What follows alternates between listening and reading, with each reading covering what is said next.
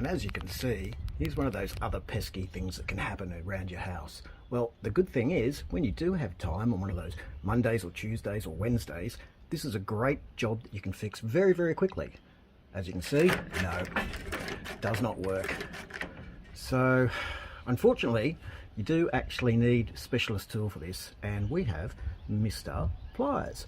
And all we have to do is get in 1, 2, 3, 1, 2, 3, and there we are. 1, 2, 3, 1, 2, 3, 1, 2, 3, fixed. And you still have the rest of your day left. MAGDRIVAAAA! And look at here, another problem. That doesn't work at all.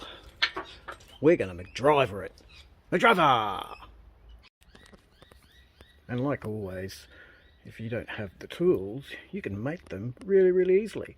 Look at this, just a simple stick. And you just get in with the screw. And just on the other one. And that's pretty much got it.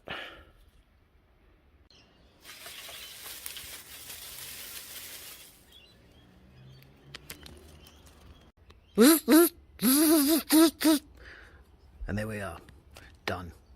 So if you've got a spare Saturday or Sunday or Tuesday or Friday, do those little odd jobs around the house.